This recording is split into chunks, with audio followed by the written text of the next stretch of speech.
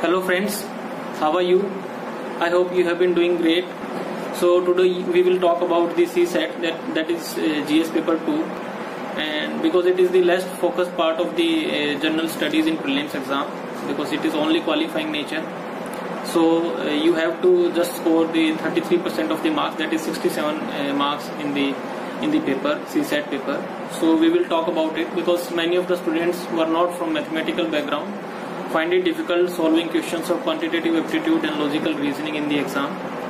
The other thing is that sometimes for the last two years, CSAT paper has been quite difficult, and the level of difficulty of questions in the exam has been quite tough. So there were many requests from students that I should make a video on the CSAT exam and how to approach it. So today we will talk about the CSAT exam and what is the main thing that you have to look upon while solving the questions for the CSAT. तो आज हम उसके बारे में बात करेंगे कि CSAT को आपको कैसे सॉल्व करना है और उसके क्वेश्चंस को आपको कैसे अप्रोच करना है. First of all I would like to give you an overall जो क्वेश्चंस जैसे रहते हैं CSAT में जो आते हैं उनका कहाँ से क्वेश्चंस आते हैं और कितने नंबर ऑफ क्वेश्चंस आते हैं. मैंने एक ब्रॉड ओवरव्यू बनाया है. I will like to share it with you. So there are total of 80 questions in the CSAT paper. That is out of 80 you have to attempt around 50 to 60 questions in order to be sure that you will clear the CSAT exam.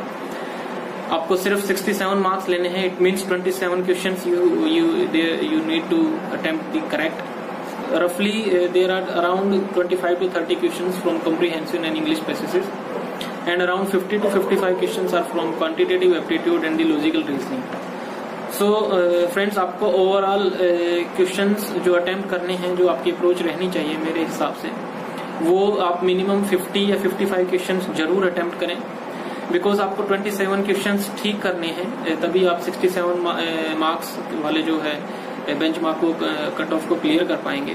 तो अगर आपको 27 questions correct होने चाहिए exam में, तो जरूरी है कि आप मिनिमम अमाउंट ऑफ जो नंबर ऑफ क्वेश्चंस हैं वो at least try to attempt 50 to 55 questions.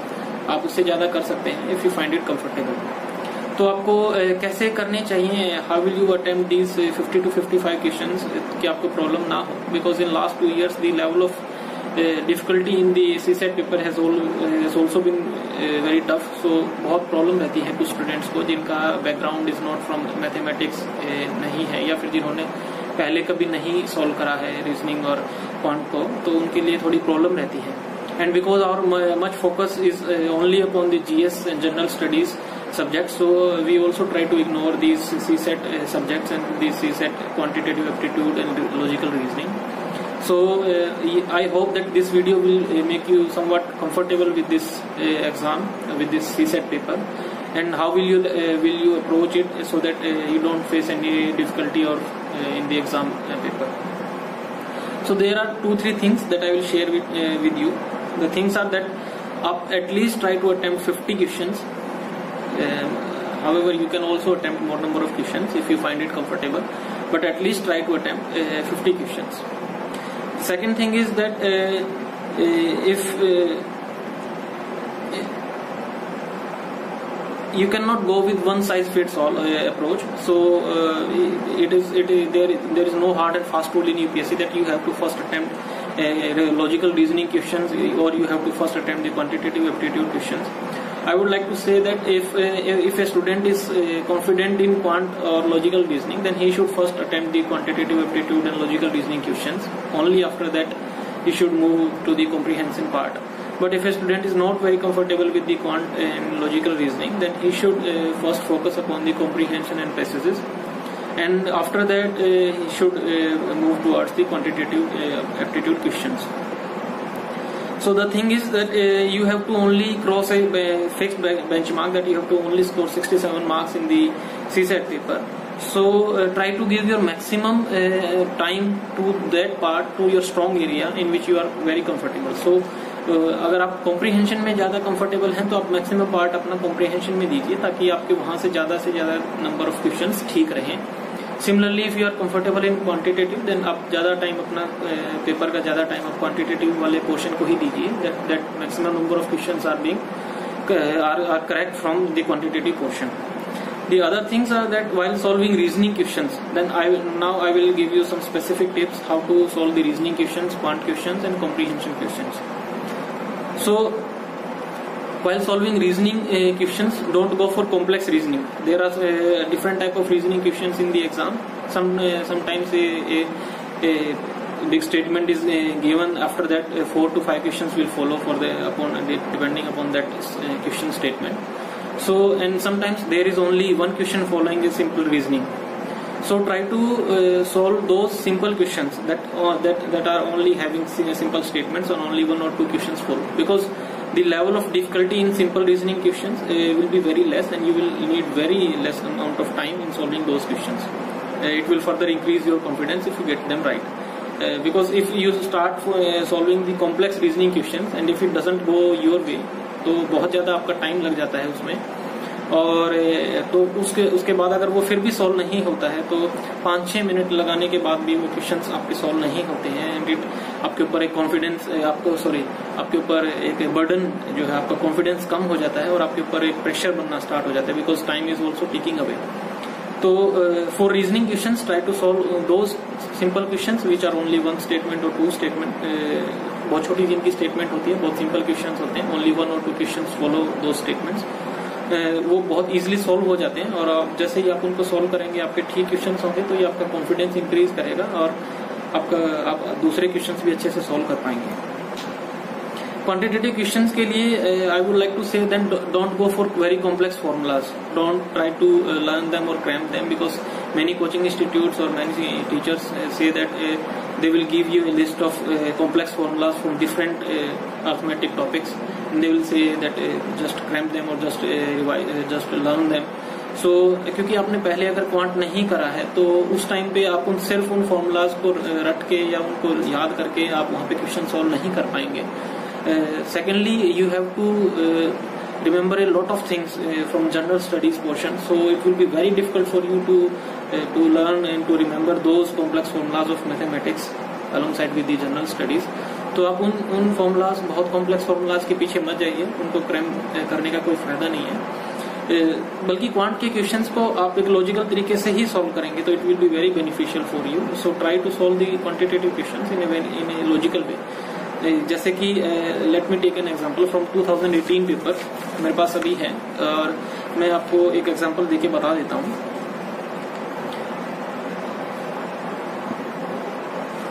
जैसे कि इसमें एक क्वेश्चन है अभी हमारे पास. So let me tell you the question. So a shopkeeper sells an article at ₹40 and gets X% profit. However, when he sells it at ₹20, he faces same percentage of loss. What is the original cost of the article? तो इस question के according to this question, and the selling price of an article is ₹40 and he gets some X% profit. But when he sells it at ₹20, he gets the same amount of or the same percentage of loss. So the cost price must be somewhere between these ₹20 and ₹40, because these are the two selling price. At one selling price he is incurring a loss, and at one selling price he is incurring a profit. So and the profit is same. It means the cost price must be somewhat between these two selling prices. That is ₹20 and ₹40. Selling price must be between these two prices, and वो इस तरह से होना चाहिए that कि वो इस तरह से बीच में हो कि उसको उतना ही प्रॉफिट और उतना ही लॉस हो. तो जैसे options are ₹10, ₹20, ₹30 and ₹40. So obviously ₹30 will be the answer, because ₹30 is that amount which is between the ₹20 and ₹40, और वहां से उसको ₹10 का ही फायदा और ₹10 का ही नुकसान हो रहा है. So what I want to say from this example is that कि आप जो हमारे लॉजिकल रीजनिंग के क्वेश्चंस होते हैं और जो क्वांट के क्वेश्चंस होते हैं, तो आप क्वांट के क्वेश्चंस को बिना फॉर्मूले के भी अटेम्प्ट कर सकते हैं. वहां पे आपको थोड़ी सी रीजनिंग लगानी पड़ेगी. तो कोशिश करिए कि आपको फॉर्मूलाज बहुत ज्यादा याद ना करने पड़े और आप ऐसे लॉजिकल तरीके से क्वेश्चंस को सॉल्व करेंगे, then it will be very beneficial for you. आप जल्दी से सॉल्व भी कर पाएंगे. ठीक है, मैं आपको एक ट्रिक और बता देता हूँ इसी सेट के क्वेश्चंस को अटेम्प्ट करने के लिए. द सेकंड थिंग इज अगर क्वांट के क्वेश्चंस आते हैं, जनरली अर्थमेटिक्स से रिलेटेड क्वेश्चंस आते हैं और उसमें आपको सॉल्व करने में, डायरेक्ट सॉल्व करने में प्रॉब्लम्स होती हैं या आपको फॉर्मूलाज याद नहीं है, तो try to go in an inverse way कि आप ऑप्शंस को उठाइए और ऑप्शंस को फिट करके देखिए that which option is fulfilling all the conditions. जैसे हमारे को एग्जाम में कंडीशंस दी होती हैं that there is some number, अगर हम उसमें ये करते हैं तो ये होता है, उसमें ये करते हैं तो ये होता है।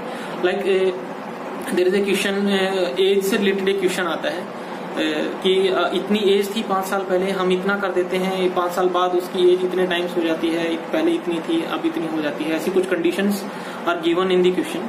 सो there are 4 options are given in the answer. So अगर आप डायरेक्टली सॉल्व करना थोड़ा डिफिकल्ट रहता है, इक्वेशन बहुत बड़ी बनेगी, आपको सॉल्व करने में प्रॉब्लम होगी और आपने पहले नहीं करा है, then what you can do is start with the options. You go with you take first option, then try to fit it into the conditions of the question. If it satisfy all the conditions, it means it is the answer. Otherwise, then go to fourth option. आप पहले first option पे जाइए, फिर fourth पे जाइए, फिर second पे जाइए, फिर थर्ड पे जाइए। तो या आप पहले बी और सी को भी ट्राई कर सकते हैं। So it is only try the options कि which option is fulfilling all the conditions, और आप उनको फिट करके देख लीजिए, तो आपको पूरा क्वेश्चन सॉल्व नहीं करना पड़ेगा और आप ऑप्शंस को कर करके जल्दी कर पाएंगे। तो this is the reverse way. ये मैं उन कैंडिडेट्स के लिए बोल रहा हूँ जो फॉर्मूलाज में या फिर कॉम्प्लेक्स इक्वेशंस को सॉल्व करने में थोड़ी प्रॉब्लम फेस करते हैं। तो ये this is for only those candidates.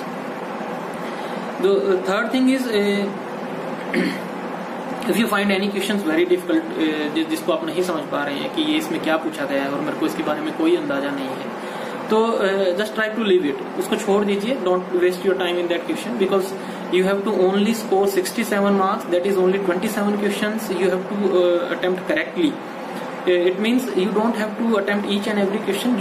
The questions that you find tough, just leave them. Don't waste your time in those questions. Only try to give your maximum time to those questions in which you find yourself comfortable. It means the accuracy is more important because आपको यहाँ you have to race against yourself only. You don't have to race against any other candidate. आपको सिर्फ 67 marks लेने हैं, आपको 27 questions ठीक करने हैं। तो you don't try to solve each and every question. जो टफ है उसको आप छोड़ दीजिए और अपना टाइम बचाइए। उसके अलावा जो है, आप जब कॉम्प्रीहेंशन के क्वेश्चन करेंगे तो आई वुड लाइक टू से कि you just go for the bigger passages first, because in logical reasoning go for the smaller reasoning statements. Smaller जो छोटे रहते हैं रीजनिंग के क्वेश्चंस, उनके लिए जाइए, बड़ी रीजनिंग पे मत जाइए। लेकिन जब आप कॉम्प्रीहेंशन करेंगे तो I would like to advise कि go for the bigger passage, क्योंकि उसमें क्या रहता है कि आप एक बहुत बड़ा पैसेज पढ़ते हैं, उसमें टाइम लगता है, उसके बाद सिंपल एक ही क्वेश्चन होता है। ऐसा पिछले दो साल से 2-3 साल से ऐसा ही पूछा जा रहा है, तो उसमें आपको टाइम ज्यादा लगता है लेकिन आपको क्वेश्चन सॉल्व करने, क्वेश्चन आपको कम मिलते हैं। तो बड़े पैसेज के लिए जाइए क्योंकि आपको पढ़ने में उतना ही टाइम लगेगा, लेकिन उसके बेसिस पे आप 5-6 क्वेश्चन सॉल्व कर पाएंगे। दूसरा कॉम्प्रीहेंशन में दूसरा एक ट्रिक है that first go for the question. आप पहले क्वेश्चन पढ़ लीजिए। If you feel that there are direct questions, तो उन्हीं कॉम्प्रीहेंशन पैसेजेस को try to solve those comprehension passages first in which you find the direct questions. there are some questions like you have to find the inference, what should be the title, what should be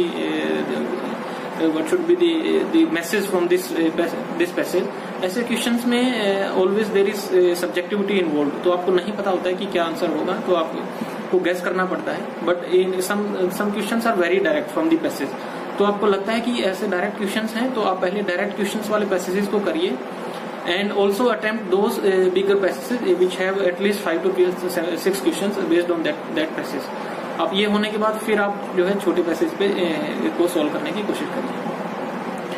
and last not the least advice is that do not panic in the exam, because CSAT एक ऐसा paper है जहाँ पे आपको एक जो आप पूरा टाइम आप जीएस की तैयारी करने में लगाते हैं, लेकिन सेकंड पेपर आपका सीसेट का होता है, आपने बहुत अच्छे से तैयारी उसकी नहीं करी होती है और समटाइम्स आप बहुत ज्यादा कंफर्टेबल भी नहीं रहते हैं उस सीसेट के पेपर्स में।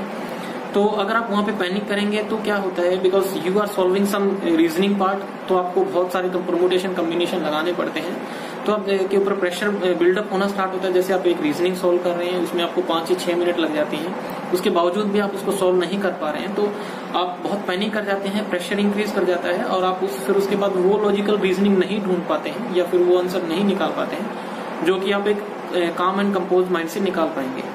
तो ये एक मैं कहूंगा कि दोनों तरीके से आपके ऊपर बर्डन इंक्रीज करता है और आपको आपकी परफॉर्मेंस डाउन होती है उससे। So first thing is do not panic. First and last thing is do not panic in the exam because it decreases your efficiency. Whatever questions you can attempt right, you will attempt them wrong. So it will hurt you more. So try to maintain your attention and the calm and composed mind during the exam. So it will help you. So friends, यही है मतलब CSAT के लिए आप जो मेरी जो advice थी। बहुत सारे स्टूडेंट्स ने बोला था that I should make one video for CSAT, और बहुत सारे स्टूडेंट्स ने बोला था that I should be bilingual in my videos, क्योंकि बहुत सारे हिंदी मीडियम से स्टूडेंट्स भी रहते हैं और इंग्लिश मीडियम से स्टूडेंट्स भी रहते हैं। So I have tried these things कि मैं बाइलिंगुअल भी रहूं ताकि आपको इससे मैक्सिमम बेनिफिट मिल सके, हिंदी मीडियम वालों को भी और इंग्लिश मीडियम वालों को भी। और जो सीसेट से रिलेटेड आपके डाउट्स थे वो मैंने यहाँ पर कोशिश करी है कि मैं आपके सारे डाउट्स को दूर कर सकूं। So friends, all the best from my side. Can anybody out there